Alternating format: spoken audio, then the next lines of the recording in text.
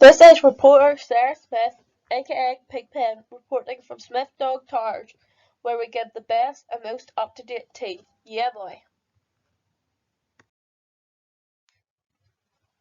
There are many different organisations in today's society that can have a massive impact on scientific development. This can either be beneficial or have a negative effect on a certain area of scientific development. It is essential for all these organisations to have a strong economic status so that they can have as big as possible impact on society to demonstrate the organisation's personal agenda and opinion. This can help people have a more open mind or even help sway their original opinion. Some of this money for these organisations are obtained from the government, but the majority is obtained from the public, for example, donations, charity auctions, food sales, fund runs, etc.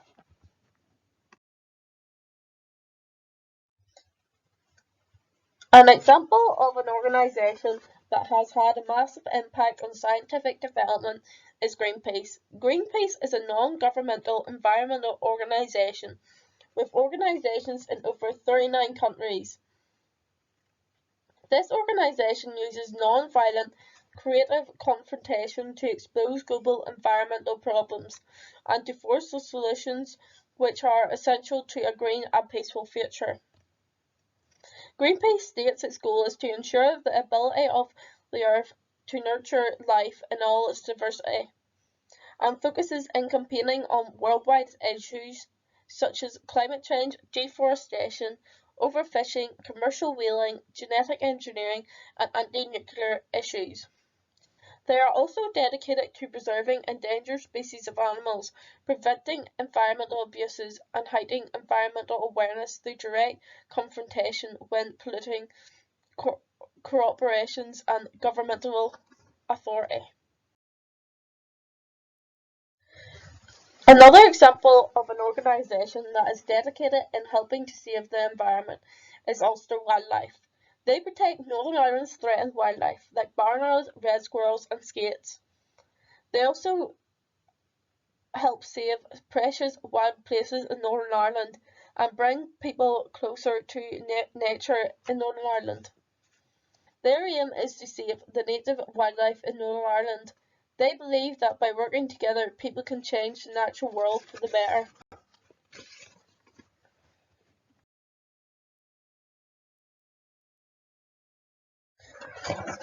Both of these organisations have had a massive impact on society and have achieved different successes. For example, Greenpeace in 2016, after decades of campaigning work, managed to maintain 85% of the forested area of Green Bear rainforest in BC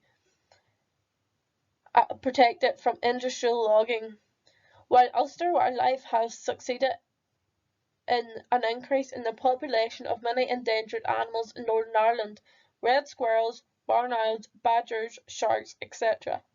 Although, due to Greenpeace being a larger and international organisation, it has a global empire worth of $360 million, while Ulster Wildlife is worth £388,940.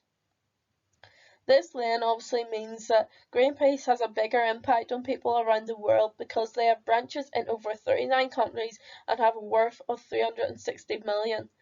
So they can set up and perform a lot of different campaigns and protests to try and have an impact on a certain issue. With these many international campaigns and protests about different issues, this organisation is passionate about this, has led to a lot of people hearing about the organisation's opinions of specific topics and them having and this can impact on the people hearing about this because they can have a more open mind about this topic or even have their previous opinions changed.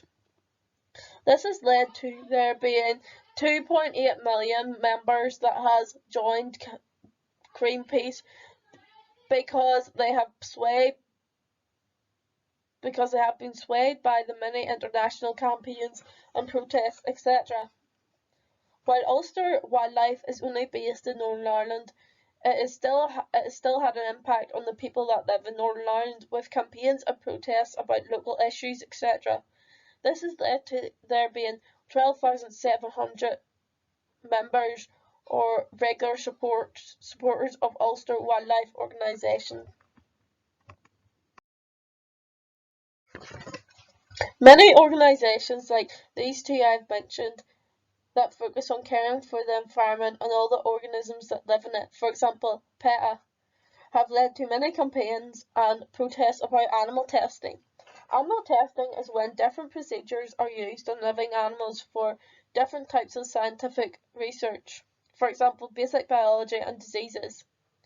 It is also used to help assess how effective a new type of medicine, a drug is, testing the impact of different products, for example cosmetics, and how they affect the consumer and the environment. There has been thousands of campaigns and protests against animal testing from a range of different organisations. This has led to a great impact on people around the world internationally, because these campaigns and protests have opened people's minds on how exactly certain products that we use on a daily basis is made by testing animals. This has affected scientific development because due to there being an increase in supporters for being against animal testing has led to there being a lot of resistance when animal testing is used. This has led to there being a decrease in animal testing and many companies becoming animal testing free to please this new society of people who don't approve of animal testing. For example, the cosmetic company Elf. This has also affected scientific development because due to the resistance against animal testing, this has led to there being a lot of controversy between science and environmental organisations. Although animal testing hasn't been halted entirely, there's been a decrease which has resulted in a decrease in scientific development because we need animals to be tested on to observe what the impact on the humans might be. Thank you for listening. This is Sarah Smith, aka Pigpen, signing out from Smyth Dog Towers. Peace out.